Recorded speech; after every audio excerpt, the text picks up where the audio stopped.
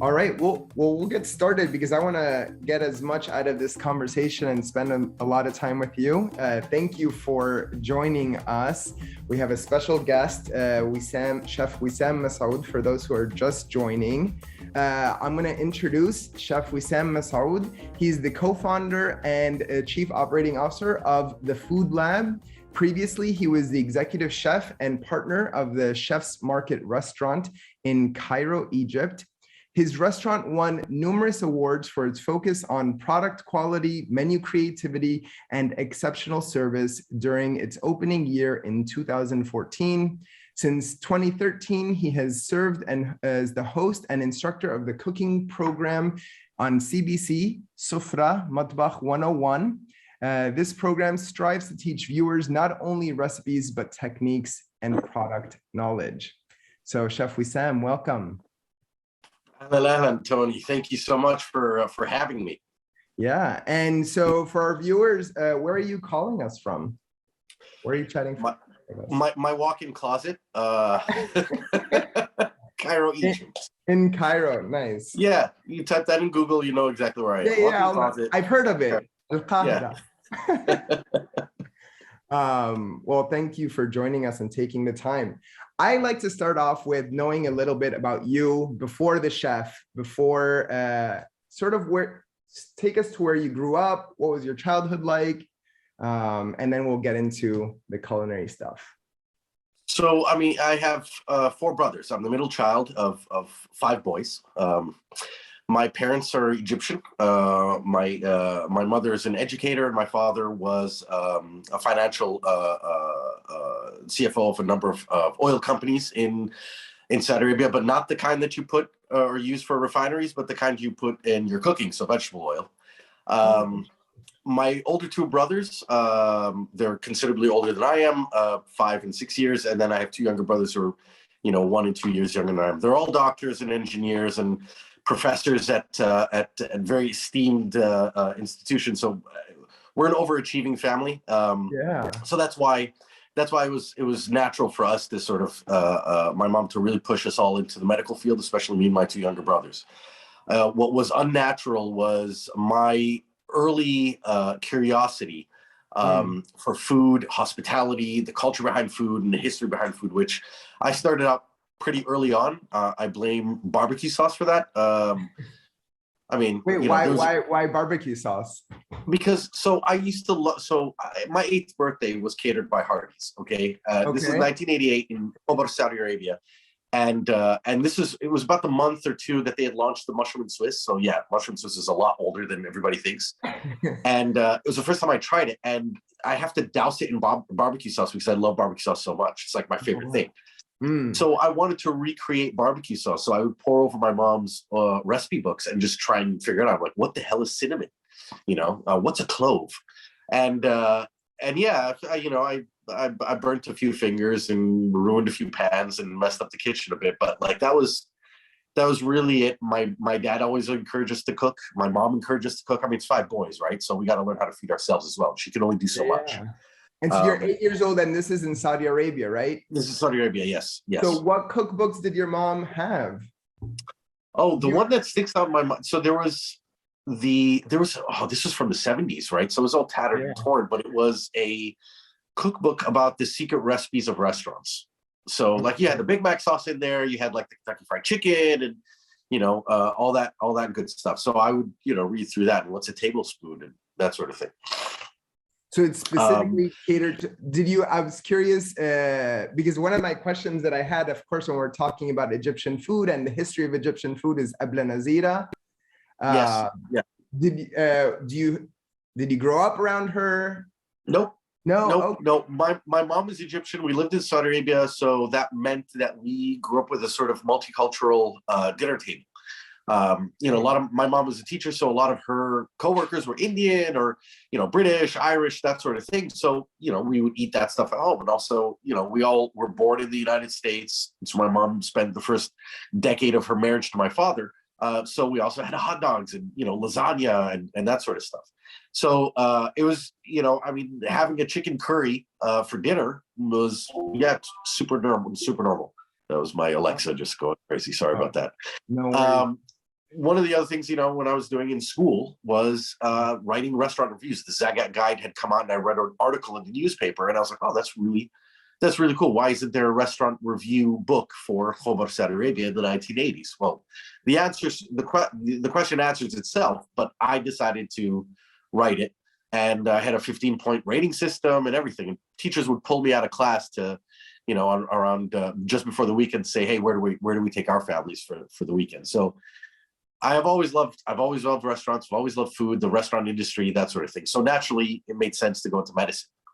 I know, and I wanted to ask you about that. But before we leave the question about your childhood, I wanted to ask, this is a question I think about a lot, also coming from a multicultural home. Growing up, did you have a sense of, you mentioned Irish cuisine or American cuisine, did you have a sense of these national identities around food? Or was it, was there did you know specifically this is Egyptian versus Saudi food? Oh yeah, how did absolutely. These national identities play out? No, absolutely. So, it's like, oh, what are we gonna eat today, Mom? She's like, well, I cooked you guys Indian food. So here's some biryani, and here's, some chicken tikka. Another day it would be like, well, we're eating lobia and ruz and Mloukheye and kofta and that sort of thing. And we're like, oh, Mom, come on, can't we just have hot dogs? Egyptian cuisine wasn't well loved in my house, with the exception of a few dishes, Mloukheye being one of them. But my mom used to make it in a very particular way that when I moved to Egypt and really interacted with Egyptians on a daily basis for university, I was surprised that the way we ate Mloukheye was pretty uncommon for the metropolitan Egyptians. So that was actually really interesting. I wanna follow that thread a little more, just because Mloukheye is like one of my favorite dishes ever. So what are the particularities how your mom prepared Mloukheye? So the way she prepared it is pretty much normal. You get a good chicken stock, and you get the Mloukheye, and you do the whole mezzaluna thing, and garlic, coriander, all that good stuff. But the way we would eat it is different than the way that most Egyptians eat it. Most Egyptians sort of ladle it like a sauce over rice. We didn't eat it with rice. We ate it with bits of toasted bread, so almost like a feta, but without the rice. Yeah. And we would always have it with dema, which is a very concentrated sort of tomato sauce. So, you'd have this pool of dark green lushness, right? Pockets of toasted Arabic bread, and just a circle, one singular dot of dema. And you do that at the plate, not in the pot. And it gives us this really nice tartness. But yeah, that's how we'd eat it. We'd eat it with bread, not even scooping it, just like with a spoon. And, we don't like messy fingers.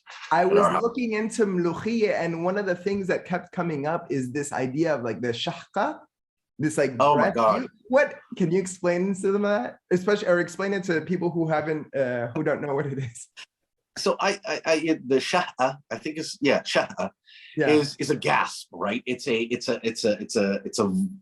acoustic astonishment, right? People. I imagine whenever I hear it, I imagine old women clutching at their pearls.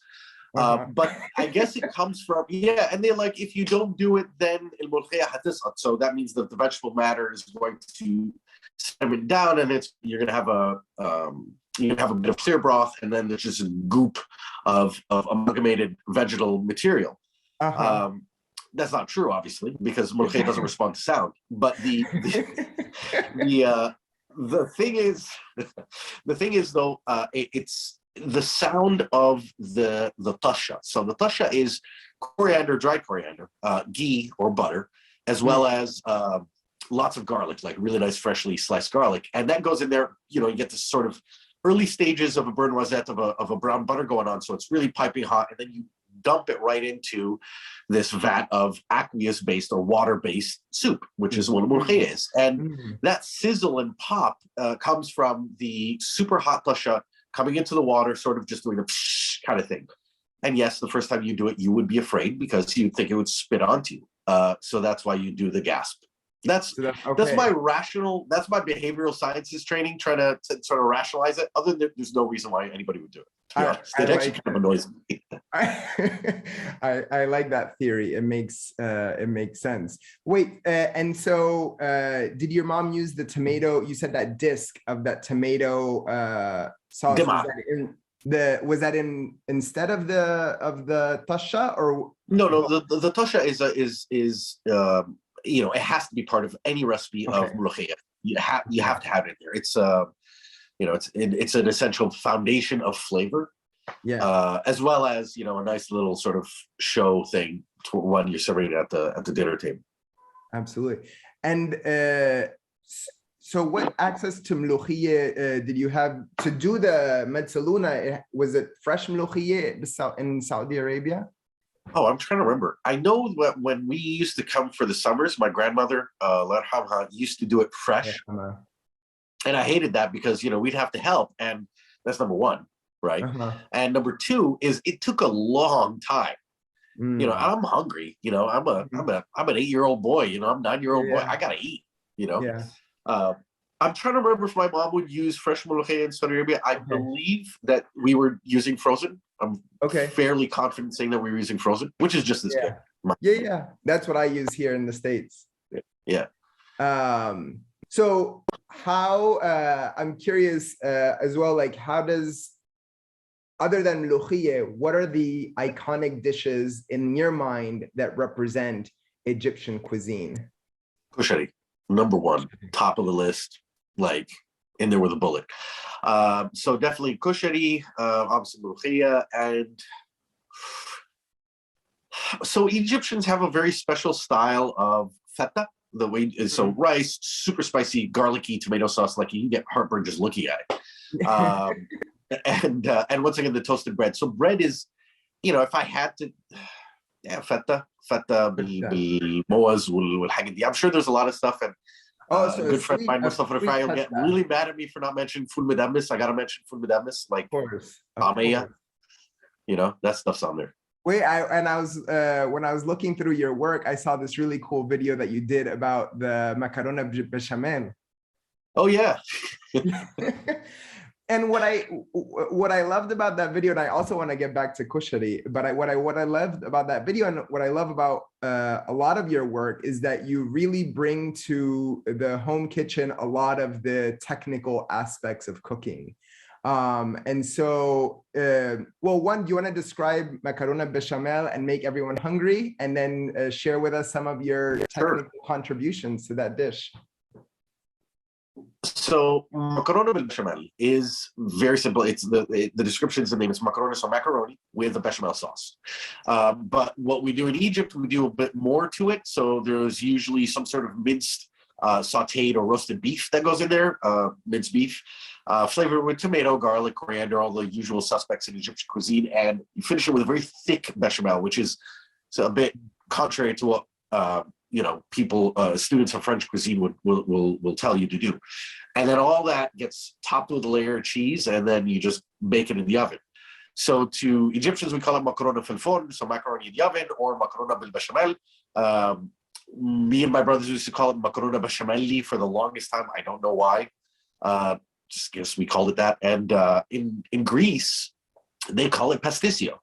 So you'll find a lot of the popular home-cooked home dishes, and macarona bechamel is a very popular dish for every home cook out there here in Egypt. It's like it's a home cooked meal, macarona bechamel and fresh penne and chicken penne, but it comes from a Greek influence. Fresh penne, so chicken penne, so just breaded chicken cutlets fried in a little bit of butter and oil. Yeah. And that's why. Sorry. Yeah, sorry about that. So when I wanted to sort of rethink of or present an alternative way of eating it, like I'm not trying whenever, and it's tough playing with traditional cuisines, right? So there's the question of authenticity always pops out, and then you sit there like, well, I mean, if we're being authentic, it's Greek, so I need to put a bit of thyme and some, you know, lavender in there or whatever and all that good stuff. So I try to step away from saying that this is the quintessential macaroni. It should be this way, and if you're not doing it this way, you will be, you know, ridiculed in the streets. The idea is like, this is how I would do it, because it captures what the best parts of what I like in a macaron bechamel. I love the burnt edges. I love that crispy, pasta that sticks to the side of the stuff and sort of fries it in its own butter fat. It's wonderful. That's my favorite part. So when I did the rethink, I actually sort of fried the cheese a little bit and then used that as a separate topping that we place on top, so I get crispiness in every bite. But the bechamel, I made it more thick, sort of thinner consistency, so it's actually a sauce, and it replenishes. It doesn't make you thirsty when you're eating it. And food in general shouldn't make you thirsty when you're eating it. I mean, if you're thirsty while you're eating, there's something wrong, and that's why we have sauce. So that's how I attack that problem. And I hope somebody tried it. But yeah, it's very highly technical. It fascinates me because I was born in Venezuela, and I actually grew up with what I always thought was a Venezuelan dish, and we called it pasticho. And later I also learned the same thing, that it's Greek origin from pastizio, Yes. which I always found. But bechamel was my favorite part. I would eat that sauce when my mom would make it. I would eat it with a spoon. Yeah, yeah. But I love this. This is a question, as someone who loves to cook as well, and I want to sort of pick your brain, because I listened to a podcast, an interview you gave, and you almost poetically talked about sort of how to straddle or how to walk the fine line of authenticity. And I wanted to get more of your philosophy or your theories on how do you stay true to a dish, true bein qausain, but also like give yourself the liberty to reinvent. What are some of the ways you navigate that tension? So one way to sort of you're playing defense, right? Somebody's going to come to you and be like, "Oh, well, you call this an Egyptian dish, but Egyptians don't use ginger in their cuisine." They may say that we don't use ginger. That's actually a Saudi, South Indian kind of situation. And I can come back to them and with a 14th century cookbook, Kenz and Fawad from Moed, I'm like, actually, dude, here's a recipe for ginger and beef, but not only that, with also green apples. So here's the thing: there's an Egyptian precedent for that sort of thing. So, but I feel that type of conversation to have, where you have to defend your cuisine on a purely intellectual level, doesn't add anything to either of our lives, right? To me, nor the person who's challenging me. So what I always try and talk about is the authenticity of feeling. So if I want to feel like I'm eating macarona bil bechamel, there's a certain textural component that I have to stick to, okay, that I have to deliver, even if I replace the bechamel with the cheese, right? Like, and I make a squishy cheese and a crunchy bechamel. Like, as long as you get the flavor is delivered, close your eyes, you get the flavor, you get that the textural elements, and then you're left with that emotion of, wow, this is, my mom cooked a great, tray of bechamel sauce or macaron bechamel. I'm going to down it right now. So it's authenticity of emotion. And to have that authenticity of emotion, well, you have to have it first. You have to have lived that experience, and you have to use every tool at your disposal as a cook to deliver that in the final plate. Sometimes you have to walk a guy through how the dish is supposed to be eaten and stuff, but at the end of the day, they're supposed to, I get very happy when somebody's like, comes up to me, he's like, "Dude, I had this dish, you cooked it, it was fantastic. I never thought that you could present X in that sort of way, but it immediately tasted familiar, but I don't know from where." That for me, I'm like, perfect, thank you very much. Like, I know where you tasted before, your mom's kitchen, but that's great, thank you. Yeah, and well, that's actually you're a brilliant chef. You also design and curate menus. What are some of the sort of considerations that go into your mind when you sort of to translate these feelings into a restaurant environment, into a menu that people are having outside of their family's kitchens? There's a lot more moving parts. I mean, without looking into the economics of how a restaurant business should run and your food cost and your ingredient procurement and all that good stuff. But you got to look at the other side of the coin, which is the customer, right? What kind of experience is he meant to have?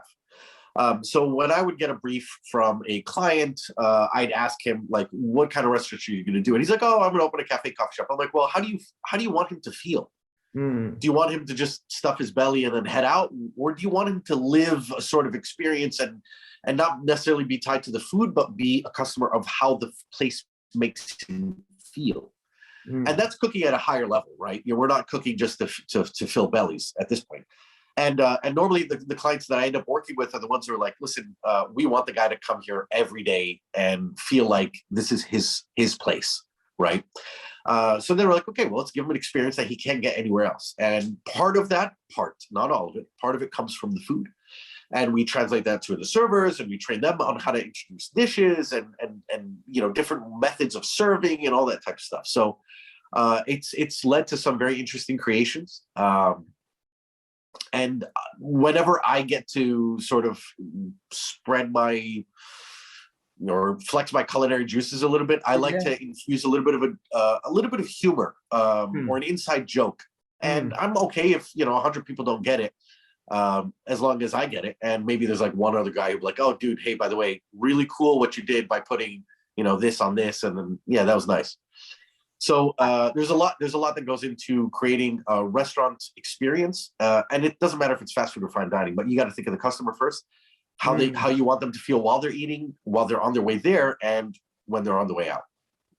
In one of the interviews with you, you hit something that is very important to me. This sort of trend in so many restaurants that beeping is my dishwasher. I'm just gonna open it.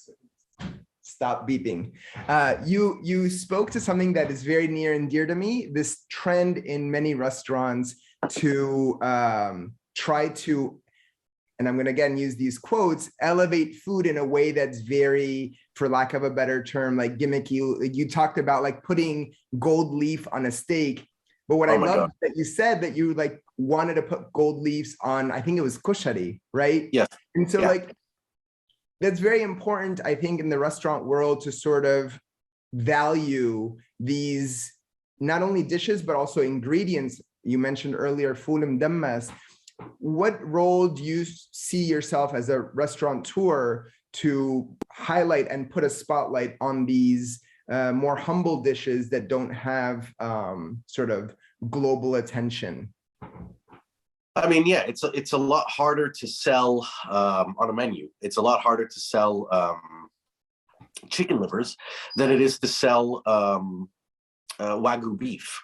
Wagyu beef, some stuff just sells itself. Anything with truffle oil on it, that's a no-brainer. It's going to sell. So what I try to do is I work with suppliers and sort of get a very good quality, start with very good quality ingredients, reliably supplied, reliably sourced, and then cooked in a very interesting way, packaged in an interesting way, and then I have to go out and personally sell the dish myself. Like I, visit the table and be like, did you guys try the, chicken liver with hazelnuts and prunes? And they're like, hazelnuts, prunes, chicken livers. I'm like, you know what? Try. I'm going to send you one. Let me know how you feel. Oh, I don't like chicken livers. I'm like, neither do I. That's fine. I'll send it to you anyways. They eat it. And I always send an extra roll of bread with it. So I can always tell if they mop up the rest of the sauce with the bread, then I know we're in good shape. And usually the plates come back clean, come back and be like, oh, we've never had chicken livers that way. I'm like, well, next time have it this way. And the prune does this and the hazelnut does that and all the good stuff. So you have to be an ambassador for the ingredients. You have to be an ambassador for your own dishes. And it's not a price war. It's a quality war. It always will be a quality war. You got to keep on talking about how your quality is good, not better than the other guy. The other guy might be doing great stuff. I'm good. You need to try it. And if you like it somewhere else, great. Go to him and tell him I said hi. So that's the philosophy I should always try and follow when dealing with less attractive ingredients. And I try to put a twist on it so it's interesting for the adventurous people to be like, hey, I wouldn't give that a shot, and they get to try it. Can I want to ask you to the extent that you could describe some of your sourcing process, given sort of the not only the climate catastrophe that we're living in today, how do you do sourcing for your restaurants, for your clients when they ask you that? Because I'm sure that's a whole other world that many of us who are not in the industry don't have an appreciation for how much work goes into that. Yeah, and as much work as I put into it, there are people on the payroll who actually this is their full-time job, and they really they hit the pavement, right? They're just knocking on doors, trying to find a reliable supplier of sweet Genovese basil, for example, locally grown. So I have a good relationship with a number of local producers of vegetables, chicken, beef, that sort of thing, and we work together. Right. So I may walk up to talk to the butcher and be like, hey, listen, man, could you get me some dairy cows? And he's like, why do you want dairy cows? I'm like, I really want an old dairy cow that's no longer producing milk, but like, that's the one I want. They're like, why? The fat is all yellow. I'm like, exactly. That's exactly what I want. Right. So I take that and, we age it and then we cook it and then we can say, this dairy cow didn't die in vain. Right. We actually, it gave its life to feeding millions of humans, and now it's feeding, you 10 people. But there's an appreciation. I always have an appreciation for products of all age and all sources. So if it's camel meat's great. It has a use. It has a correct framing. So you want to frame ingredients when you're putting it on a dish. And I also have suppliers just give me a call. Hey, Wesam, listen, I have Salicornia. I'm like, dude, well, how much do you have? And I'll use it. And then I put on the menu. People are like, what the hell is Salicornia? I'm like, well, if you've ever been to Namos or any Greek restaurant in Mykonos, that's that green stuff that's off to the side that tastes super salty, but with some squeeze of lemon on it. Yeah, it's great. Yeah.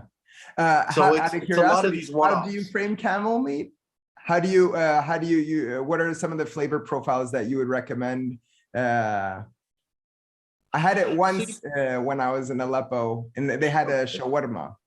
Sure, it's a very pungent meat. I think was one way to say it. It's very assertive. So you can either go one of two ways. You either highlight that assertiveness or give it that space, right? Or you try and provide a counterpoint or a contrast by giving a very assertive sauce. So, if we're talking ginger would go really well to cut through that sort of pungency, as well as potentiate it a little bit.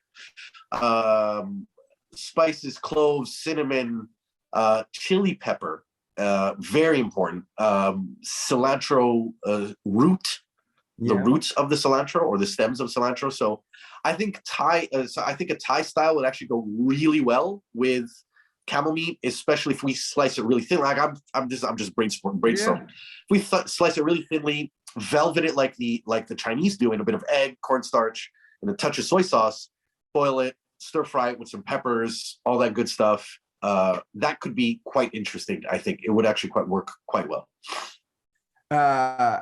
I love your sort of creativity unleashed. You're clearly a very creative chef. And I think that stems from the fact that you not constrain yourself with, talking earlier about authenticity. You're also a mentor to a lot of aspiring chefs. I want to ask you, who are your mentors?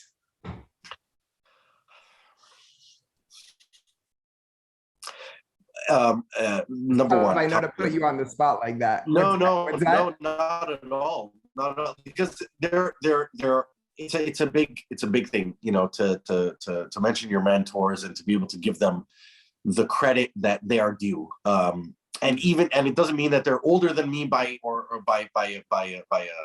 a large gap, but it means that they've taught me. These are the people that I can go back to and ask for advice, and they freely give it, right? They guide and help. And, I'm very pleased and blessed to count Mustafa Rafai, the co-founder and chief culinary officer of Zuba Restaurants, as, I'd consider him my mentor. He'd tell you no, Wesam's my mentor, and me and him, we have this argument. At the end of the day, we have such a great relationship, and I'm very valuable. I'm very grateful for that valuable relationship. So Mustafa Rafai definitely at the top of that list. My first executive chef, who the first guy I worked under, Ayman Samir, here in Egypt.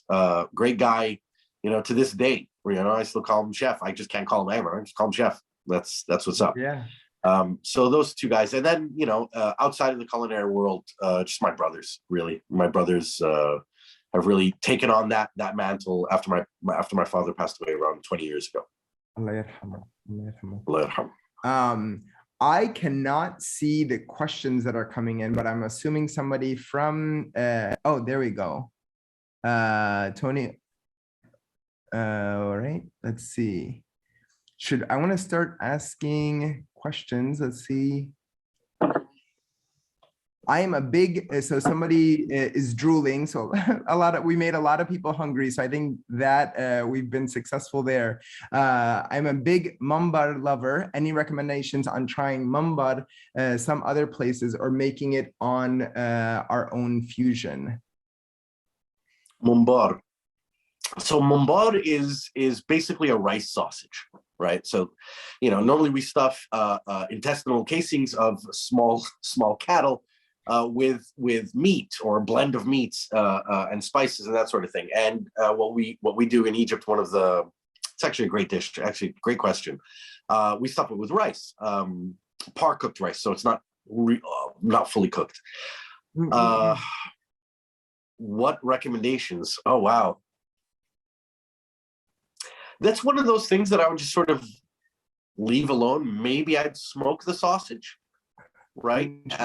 Instead of just, doing a quick boil and then sauteing it in some butter, I'd actually cook it through a smoking process, and then you would choose the type of wood that would be suitable, or play around with the broth that you're going to be boiling it in.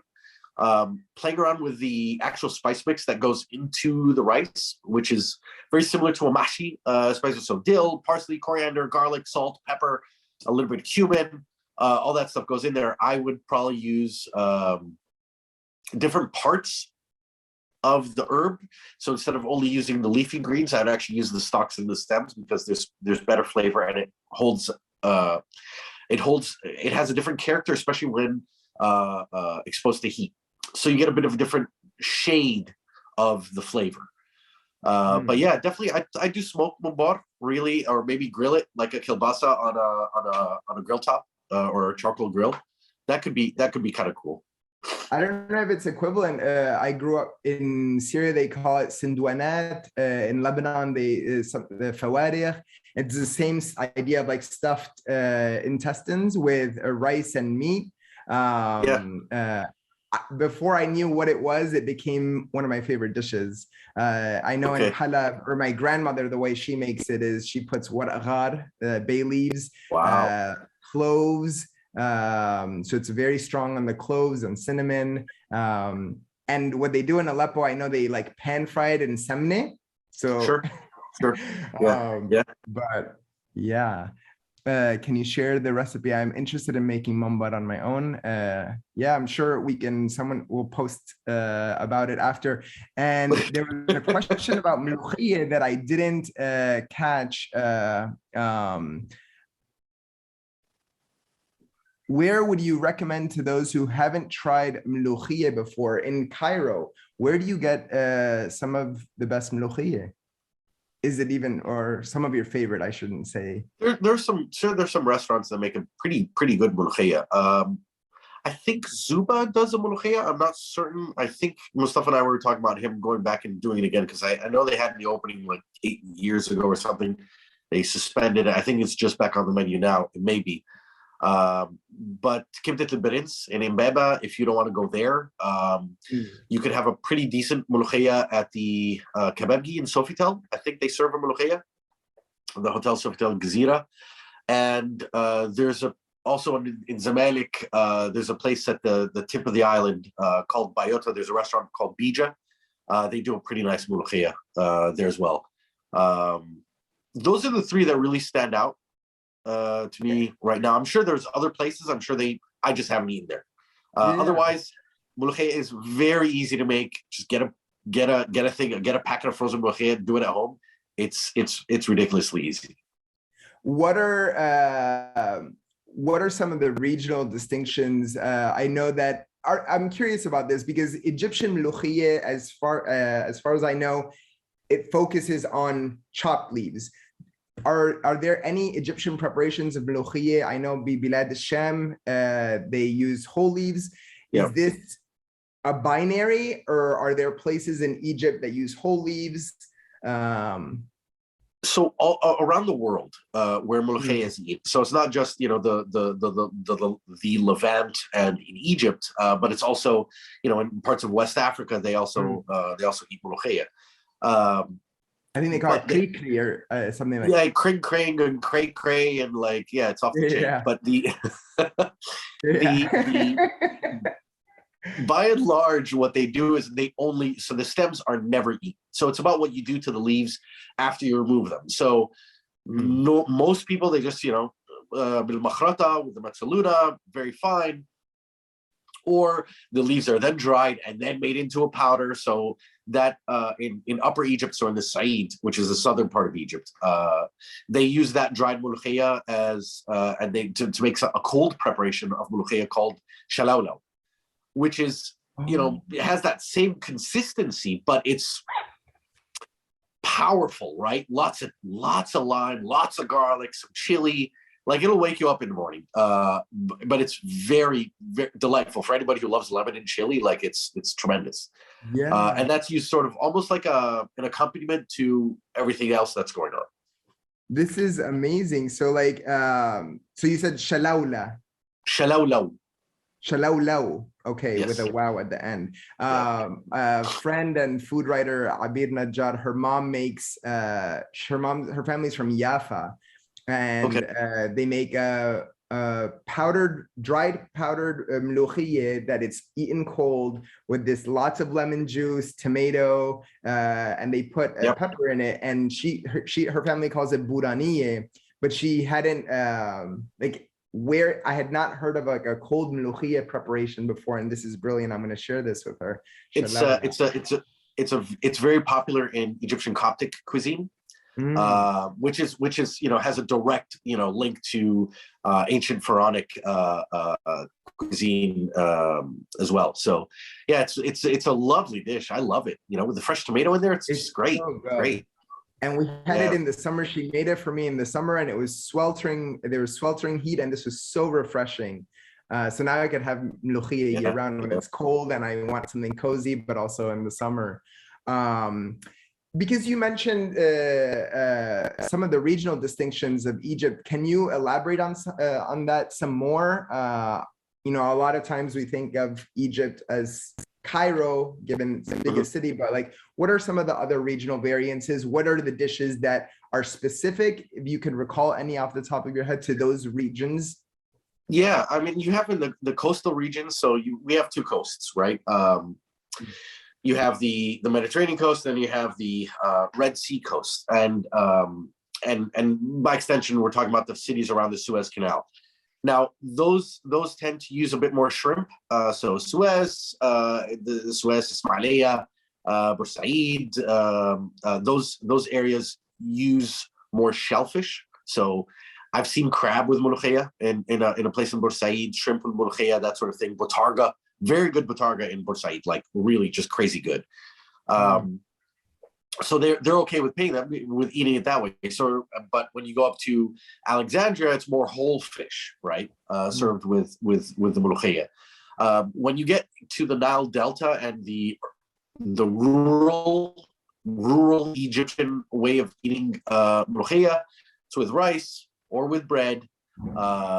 And then the question is whether or not to add dema. So we add dema. In my house, we used to add dema. When I talk to my friends who are from different parts of Cairo, not from a rural, not having a familial rural background, they're like, oh, why? Who puts dema on Mloukheye? That's falahin. I'm like, yeah, it's good. You need to try it. It'll change your life.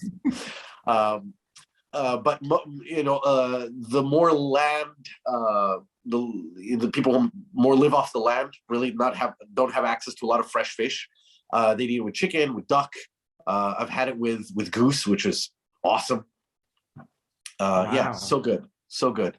Mloukheye is one of those dishes that pairs itself very well with a wide variety of meats and poultry and game. So if you have it with, piece of beef shoulder or a bit of lamb's tail or lamb neck, it's just great. It's great. It's a chameleon that way. It's a good supporting actor. I recently went down a Mloukheye rabbit hole. So for context, I didn't grow up eating it because my mom didn't make it for us, but I only discovered it when I lived in Aleppo.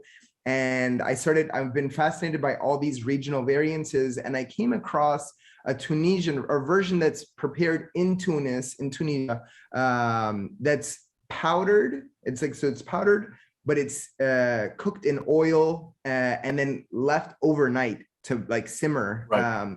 I was curious if you've come across this preparation in other places. I'm also fascinated how it's sort of in Tunis and it's sort of associated with a Tunisian identity. I mean, it's interesting. I'd read about it before, and there's something to be said about why do we cook things this way, right?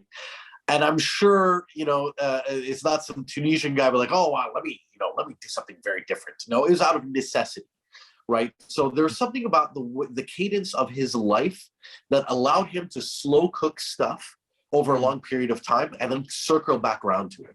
And that sort of cadence is very similar to what we see with Sinai cuisine, with the nomadic style cuisine of North African tribes, right?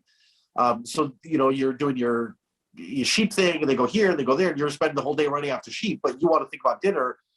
You're not a farmer. You're not right always next to your food source, right? So you're gonna put something in the ground, go take your sheep for a walk, come back, do the whole thing, and then come back and then eat your food at night and then sleep under the stars. So I think a lot of these regional variations have a root in the cadence of life, stretching back to the cultural cadence of life. So are you a hunter-gatherer? Are you a shepherd? Are you a livestock rearer? Then you're going to cook it a very certain way. If you have a farm and you're growing wheat, then you're going to eat it with bread, which is what happens in Upper Egypt, right?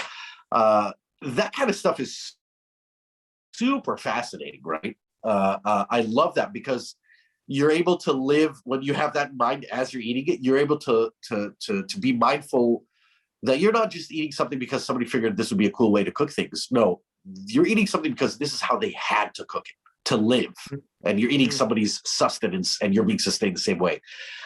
I've never come across a slow cook preparation Mloukheye like that, but it's very interesting. I would like to eat it just to look at from the textural component, because part of Mloukheye is about that stretch. Let's call it stretch, right? Yeah. Let's just call it stretch. on the Boston stuff. Oh. That's live, right? Okay. Yeah, I just broke my chair. Are you all right? Yeah. I'm good. That's what makes it fun. So as long as you're okay. Yeah, I guess. Luckily, I had a backup chair waiting. Right. I may have lost a couple of inches, but so I'm really interested. I'm really interested to see how that would actually taste and how that slow cook would affect the temperature. Sorry, not affect the texture rather of the Mloukheye, because I think the color is completely different. So you see that vibrant dark green. It's more brown, I would assume. It is. Yeah. I haven't tasted it. I have a friend, a colleague who makes it, so I'm hoping to get to try it. I've been engrossed in this conversation. I wanted to, there's a section of the slides that does rapid fire, because we want to get to know sort of Chef Masoud. And I did make a note that I wanted to ask you before we go to the rapid fire, just because I was going through these slides. Kibbeh, Egyptian kibbeh, Sure. Contrasted against what I know as like Shami kibbeh. What are the major distinctions? Well, we don't use bulgur. We don't use bulgur wheat as much as they do in the Levant, right, in the Shem.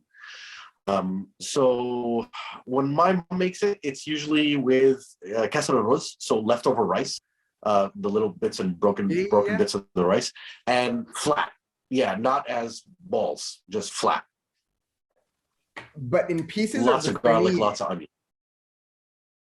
Bisanaya, and then it's sliced up into squares, and then you do your thing. Oh, okay. And garlic والتتبيل شو? Sorry, the spices. Very, it's very similar. Well, my mom used to make it very similar to the way she would make her kofta. So Okay. lots of parsley, lots of garlic, lots of black pepper, a little bit of cumin, a little bit of dried coriander as well. Would go in there, and red onion and no tomato.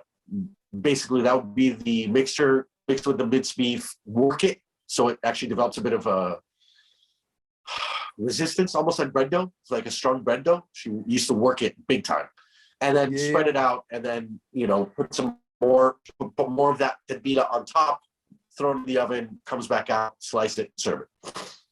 Now the casing that you make with the broken piece, because the hashwe has no rice, right? It's only the casing. No, there's rice in the hashwe.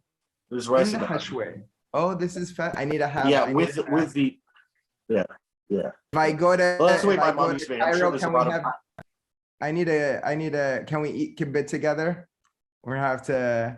I'll have Absolutely. To Absolutely. Right. Yes. Great. Let's jump into the rapid fire Q&A. What are you watching / reading right now? Oh wow.